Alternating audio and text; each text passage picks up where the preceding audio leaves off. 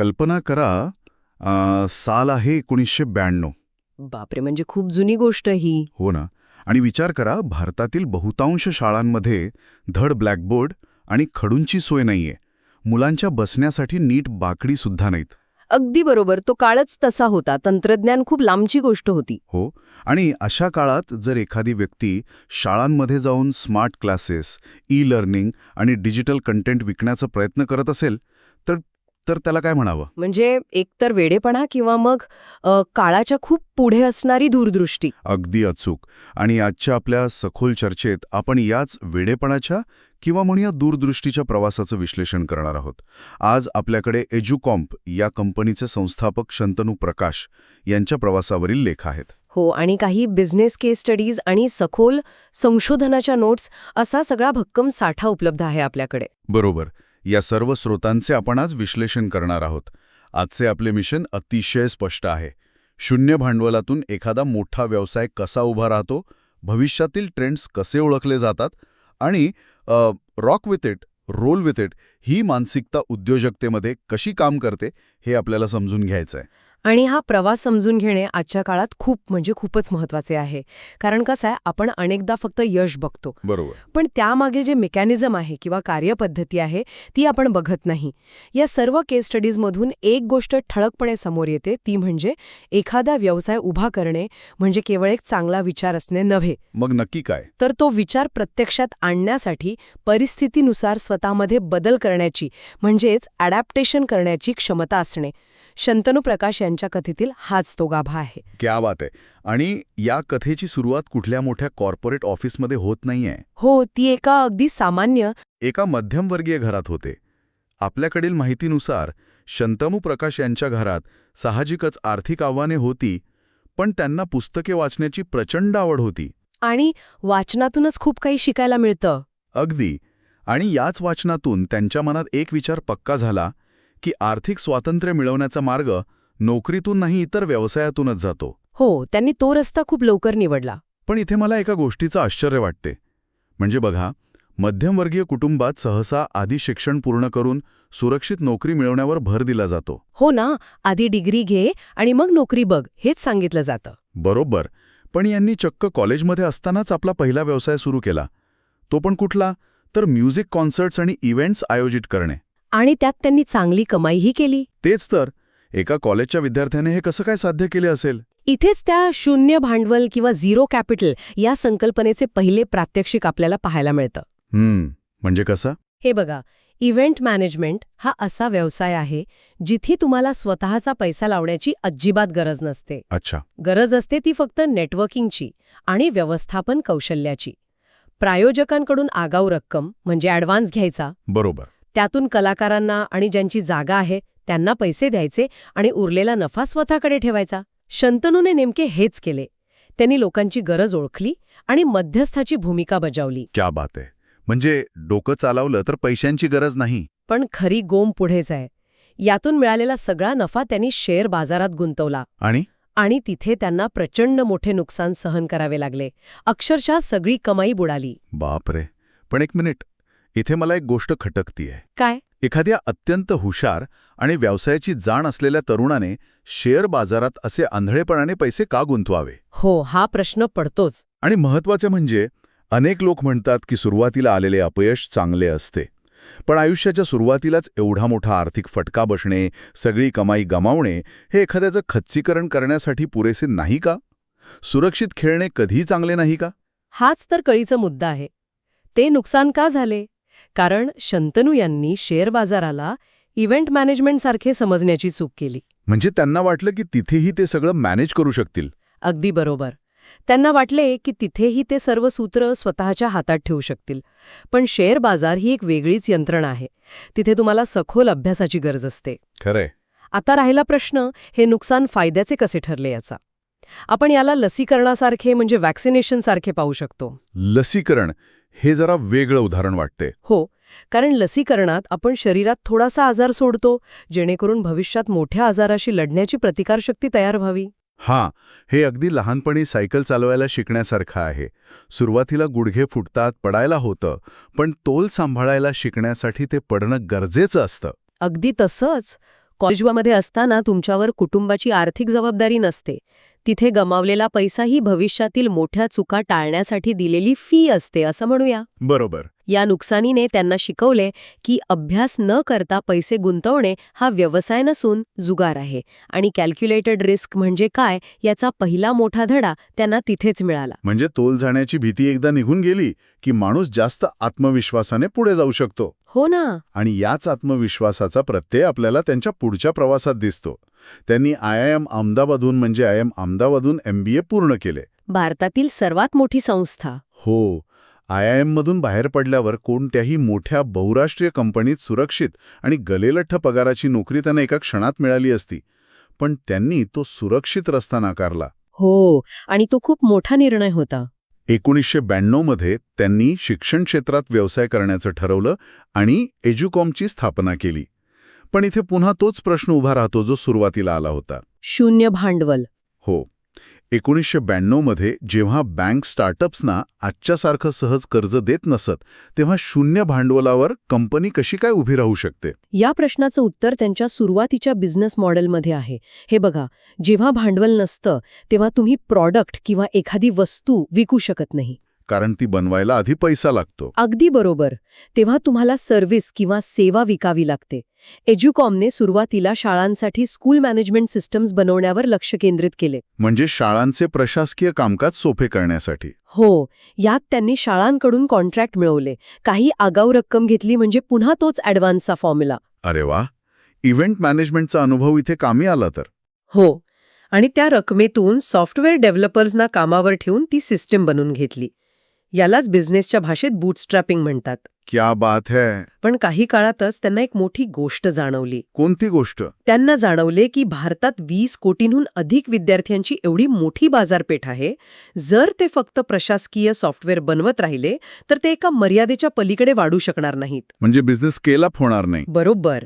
शाळेचा खरा गाभा प्रशासन नसून शिक्षण आहे. आणि इथेच त्यांनी तो ऐतिहासिक आणि धाडसी निर्णय घेतला ज्याला आपण पिव्होट म्हणतो. म्हणजे व्यवसायाची दिशा बदलणे. हो, त्यांनी आपली दिशा बदलली आणि डिजिटल कंटेंट आणि ई-लर्निंगकडे आपला मोर्चा वळवला. आणि नेमकं इथेच मला सर्वात मोठा धक्का बसतो. का बरं? कारण आपण आधीच चर्चा केली की 1992 मध्ये भारतात इंटरनेट नव्हते, शाळांमध्ये कॉम्प्युटर नव्हते. हो, ते तर आहे. मग अशा वेळी स्कूल मॅनेजमेंट सिस्टमसारखं चालू असलेला आणि पैसे देणारा व्यवसाय बाजूला ठेवून ज्या गोष्टीसाठी बाजारात अजिबात पायाभूत सुविधा नाहीत, अशा ई-लर्निंगवर सर्वस्व पणाला लावणे ही व्यावसायिक आत्महत्या वाटत नाही का? वाटू शकते. बाजाराच्या खूप आधी चालणे हे तर चालत्या ट्रेनसमोर रूल टाकण्यासारखे झाले.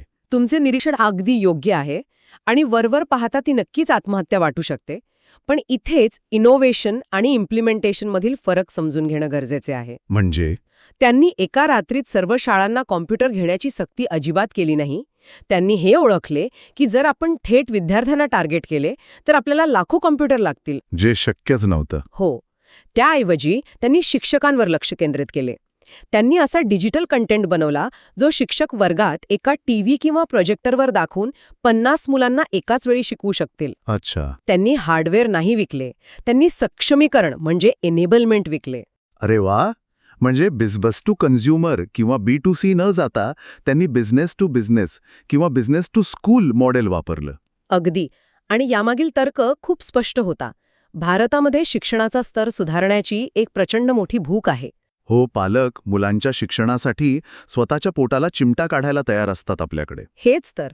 हे तंत्रज्ञान आज शाळांमध्ये नसेल पण ते उद्या नक्की येणार आहे हे शंतनू यांना स्पष्ट दिसत होते. त्यांनी भविष्यातील त्या ट्रेंडची लाट येण्याआधीच आपली सर्फबोट तयार ठेवली होती. क्या बात आहे. आणि जेव्हा भारतात खऱ्या अर्थाने तंत्रज्ञानाचा प्रसार वेगाने सुरू झाला तेव्हा एज्युकॉम त्या लाटेवर स्वार होण्यासाठी बाजारात एकमेव आणि सर्वात भक्कम पर्याय म्हणून उभे होते. हे खरंच अविश्वसनीय आहे. बाजाराची नस ओळखणे यालाच म्हणतात. आणि या रणनीतीचा परिणामही तसाच झाला. हो, खूप मोठा फायदा झाला त्यांना. एज्युकॉम ही भारतातील आघाडीची एज्युटेक कंपनी बनली. तिचा महसूल शिखरावर पोचला. पण या केस स्टडीजच्या पुढील भागांमध्ये वाचताना एक वेगळंच चित्र दिसतंय. हो, म्हणजे यशाची दुसरी बाजू. बरोबर. कंपनी मोठी झाल्यावर सगळं काही सुरळीत होईल असं वाटत असतानाच खरी आव्हानं सुरू झाली. हो ना. एखादी दूरदृष्टी असलेली कल्पना असणे आणि ती हजारो लोकांपर्यंत पोहोचवण्यासाठी कंपनी चालवणे यात जमीन अस्मानाचा फरक आहे हे इथे दिसून येते. होय, कारण जेव्हा व्यवसाय वेगाने वाढतो तेव्हा जुनी यंत्रणा आणि जुने विचार अनेकदा कुचकामी ठरतात. एजिकॉमच्या बाबतीतही भागीदारांसोबतचे वाद सुरू झाले. हे वाद नक्की का होतात? कारण जेव्हा कंपनी लहान असते तेव्हा सगळ्यांचे लक्ष कंपनी जगवण्यावर असते. पण जेव्हा कंपनी मोठी होते तेव्हा पुढे काय यावर मतभेद होतात. म्हणजे विजन बदलतं. अगदी. एका भागीदाराला कदाचित सुरक्षित नफा हवा असतो, तर दुसऱ्याला मिळणारा सगळा नफा पुन्हा नवीन तंत्रज्ञानात गुंतवून मोठी झेप घ्यायची असते. या विजनमधील तफावतीमुळेच असे वाद निर्माण होतात. आणि फक्त भागीदारच नाही, तर योग्य लोक शोधणे हेही एक मोठे आव्हान होते. सूत्रांमध्ये नमूद केले आहे की त्यांनी फक्त पगारासाठी काम करणाऱ्या लोकांपेक्षा ज्यांना कामाची खरोखर आवड आहे अशा लोकांची निवड करण्यावर भर दिला. हो, पॅशन खूप महत्वाची असते. पण इथे मी थोडा प्रॅक्टिकल प्रश्न विचारू इच्छितो.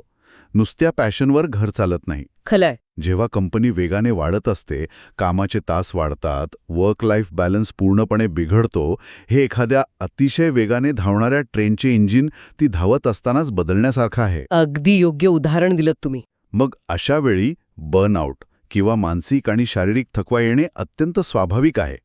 मग अशा परिस्थितीत फक्त पैशांशिवाय एखादा उद्योजक आपल्या टीमला कसे टिकून ठेवतो? हा उद्योजकतेतील सर्वात कठीण आणि वास्तववादी प्रश्न आहे. आणि याचं उत्तर उद्देश किंवा पर्पजमध्ये दडलेले आहे. पर्पज. हो, जेव्हा तुम्ही शून्य भांडवलातून सुरुवात करता तेव्हा तुम्ही कॉर्पोरेट कंपन्यांसारखे मोठे पगार देऊ शकत नाही.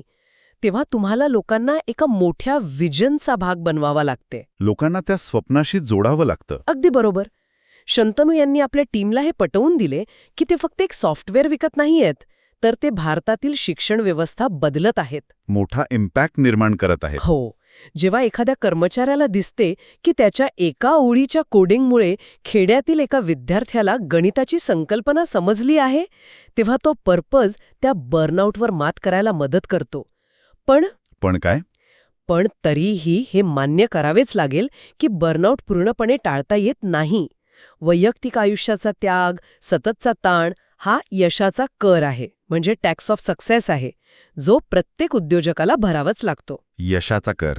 हो, उद्योजकता म्हणजे फक्त मॅगझिनच्या कव्हरवर झळकणे एवढेच नसते, तर रात्री 2 वाजेपर्यंत सर्व्हर डाऊन झाल्यामुळे येणारा ताण सहन करणे हेही असते.